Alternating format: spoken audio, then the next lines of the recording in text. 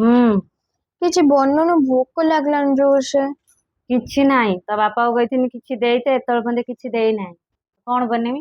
ବାପା ଦେଇଛି କଣ ଦେଇଛି? ଅଣ୍ଡା। ତ କାଇଁ ଅଣ୍ଡା ଆଣ। ଠିକ ଅଛି ଆଣୁଛି। ହୁଁ ଇଏ ନିଅ ଅଣ୍ଡା। ସତରେ ଆଣିଛୁ? ହୁଁ ମୁଁ ତ ମିଛ ଭାବିନି। ଏଇ ପା ଅଣ୍ଡା ଇ ଏତିକି ବହୁତ ଅଣ୍ଡା ନେଇକି ଆସୁ। ଦେଇ ଦେଇଛନ୍ତି ଆଉ ତ କଣ କରିବି। ଅଣ୍ଡାରୁ ଆଗରୁ ସାଙ୍ଗମାନେ ମୁଁ ବନେଇଥିନି ଅଣ୍ଡା ଆଳୁ ଝୁଳ। ତ ଆଜି ମୁଁ ବନେଇମି ଅଣ୍ଡା ମସଲା। ମୋ ପୁଅକୁ ବି ବହୁତ ପସନ୍ଦ ଆଉ ମୋ ହଜବେଣ୍ଡ ବି ବହୁତ ପସନ୍ଦ ଅଣ୍ଡା ମସଲା। ତ ମୋ ଚ୍ୟାନେଲକୁ ଯୋଉମାନେ ମାନେ ନୂଆ ଅଛନ୍ତି ମୋ ଚ୍ୟାନେଲକୁ ସବସ୍କ୍ରାଇବ ଲାଇକ୍ କରନ୍ତୁ ସେୟାର କରନ୍ତୁ କମେଣ୍ଟ କରନ୍ତୁ। ଚାଲନ୍ତୁ ମୁଁ ଆଜି ଅଣ୍ଡା ଆଳୁ ମସଲା ବନେଇବି। ଆଳୁ ପକେଇବିନି ଖାଲି ଅଣ୍ଡାରେ ଅଣ୍ଡା ମସଲା ବନେଇବି। ଆପଣ ମାନଙ୍କୁ ଦେଖାଉଛି ମୋ ଭିଡିଓକୁ ମୂଳଠୁ ଶେଷ ଯାଏ ଯୋଡି ହେଇକି ରୁହନ୍ତୁ। ଚାଲନ୍ତୁ ଶୁରୁ କରିବା। ଗ୍ୟାସ ଟି ଲଗେଇବା।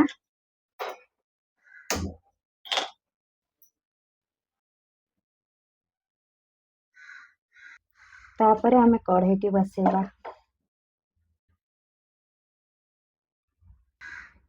ତା ଭିତରେ କିଛି ପାଣି ଦେଇଦବା।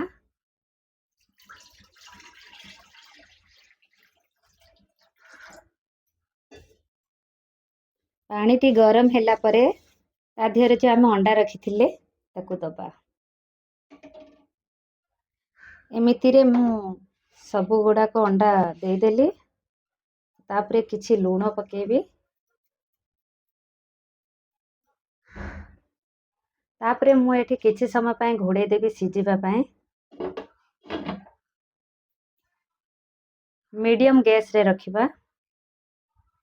ମଝିରେ ମଝିରେ ଘୋଡ଼ଣଟି କାଢିକି ଦେଖିବା ଆମ ଅଣ୍ଡା ସିଝିଛି କି ନାହିଁ। କାହିଁକିନା ଟିକେ ତଳ ଉପର ନକଲେ ଗୋଟେ ସାଇଡ ସିଝିବ ଗୋଟେ ସାଇଡ ସିଝିବନି। ତ ଅଣ୍ଡା ସିଝିଥିବା ମଧ୍ୟରେ ଆମେ ଏବେ କଣ ଅଣ୍ଡା ମସଲା ମାନେ କଣ ମୁଁ ମସଲା ପକେଇବି ଚାଲନ୍ତୁ। ସାଙ୍ଗମାନେ ମୁଁ ଅଣ୍ଡା ମସଲା ବନେଇବା ପାଇଁ ମିଡିୟମ ସାଇଜ ରେ 2ଟା ପିଆଜ ନେଇଛି। ଆଉ ଏଠି ଅଦା ରସୁଣ ପେଷ୍ଟ ନେଇଛି ଗୋଟେ ଚାମଚ। ଏଠି ଗୋଟା ଜିରା ନେଇଛି ହାଫ ଚାମଚ। ଆଉ ଶୁକୁଲା ମସଲା ଭିତରେ ମୁଁ ନେଇଛି ଲଙ୍କା ଗୁଣ୍ଡ ଗୋଟେ ଚାମଚ ଧଣିଆ ଗୁଣ୍ଡ ଗୋଟେ ଚାମଚ ହଳଦୀ ଗୁଣ୍ଡ ଗୋଟେ ଚାମଚ ଆଉ ଜିରା ଗୁଣ୍ଡ ଗୋଟେ ଚାମଚ ଗୋଲମରିଚ ଗୁଣ୍ଡ ହାଫ ଚାମଚ ଆଉ ଇଏ ଗରମ ମସଲା ହାଫ ଚାମଚ ଏ ଚିକେନ ମସଲା ଗୋଟେ ଚାମଚ। ଆଉ ବଡ ସାଇଜ ରେ 2ଟା ଟମାଟୋ ନେଇଛି। ଆଉ କିଛି କଟା ହେଇଥିବା ଧଣିଆ ପତ୍ର। ଆଉ ରୋଷେଇ କରିବା ପାଇଁ ମୁଁ ସୋରିଷ ତେଲ ବ୍ୟବହାର କରୁଛି ଆପଣ ମାନେ ଚାହିଁଲେ ରିଫାଇନ ତେଲ ୟୁଜ କରିପାରିବେ। ଆଉ ସ୍ଵାଦ ଅନୁସାରେ ଲୁଣ ନେଇଛି ଚାଲନ୍ତୁ ଏବେ ରୋଷେଇ ଆରମ୍ଭ କରିବା। ଏବେ ସାଙ୍ଗମାନେ ଅଣ୍ଡା ସବୁ ସିଝି ଯାଇଛି ଏବେ ଗୁଟି ଗୁଟି କରି କାଢିଦବା। ଏବେ ଏଗୁଡାକ ସବୁ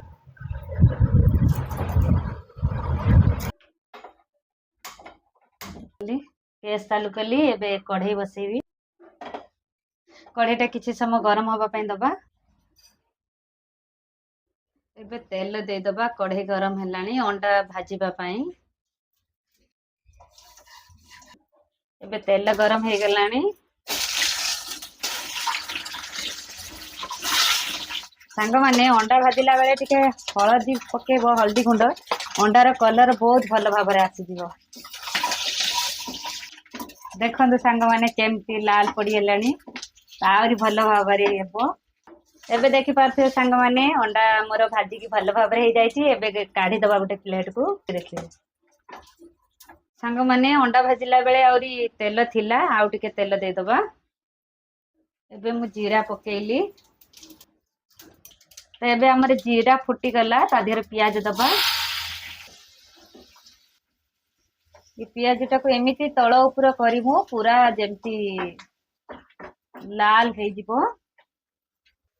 ସାଙ୍ଗମାନେ ଏବେ ଆମ ପିଆଜଟି ଭଲ ଭାବରେ ମଉଳିକି ଲାଲ ପଡିଯାଇଛି ତାପରେ ଯୋଉ ଅଦା ରସୁଣ ପେଷ୍ଟ ଦବା ତାକୁ କିଛି ସମୟ ଭଲ ଭାବରେ ତାକୁ କଷିବା ୟା ଦେହରେ ଆମେ ଯେତେ ଶୁକୁଲା ମସଲା ରଖିଥିଲେ ତାକୁ ସବୁ ଦବା।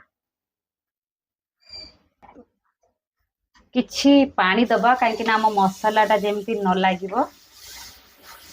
ମସଲା କଷୁଥିଲା ବେଳେ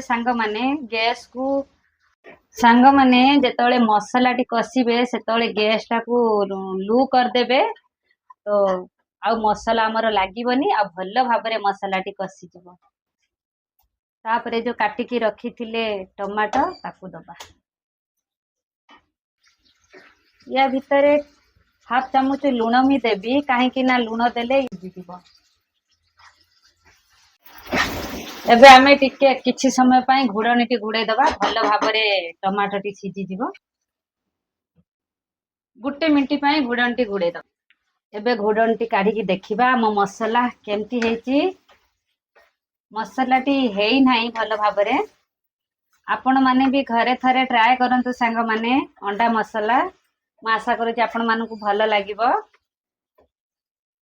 आ गुटे मिनट पई ताकू घोड़े दबा।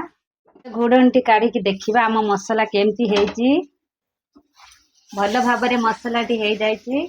बहुत सुंदर देखा जाउची आ बहुत भल बास्ना मध्य आसुची। एई माने खाली बैचलर पई बहुत भल जे संगे संगे जल्दी जल्दी ड्यूटी रे आसीए बनै देकी पुणी ड्यूटी पळेबे खाइकी।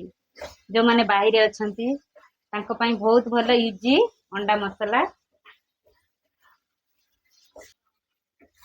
एबे आम मसला टी हेई जायची। जो अंडा भाजी की रखिथिली ताकू दबा।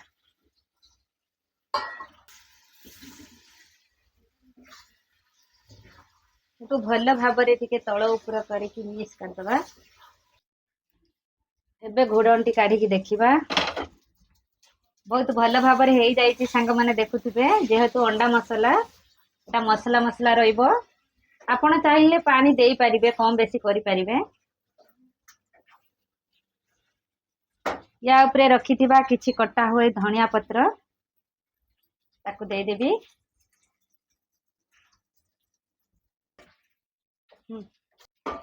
किछि समय पई टिके घोड़े दबा। एबे घोड़णी काढ़ी देखिबा। एबे देखंतु सांग माने भल भाव हेई जायची हमर अंडा मसला। आपण माने आपणक घरे ट्राए करंतु आपण को भल लागिबो। हम चैनल को जो माने नुआ अछंती मो चैनल को जल्दी जल्दी जाई सब्सक्राइब करंतु। ममता यूट्यूब चैनल को गोटे जगह को एको काढ़ीबा। सांग माने देखंतु मोर अंडा मसला है कि पूरा रेडी। निहाती कमेंट करिवे। रहूची आजी पाई। जय जगन्नाथ। बाय।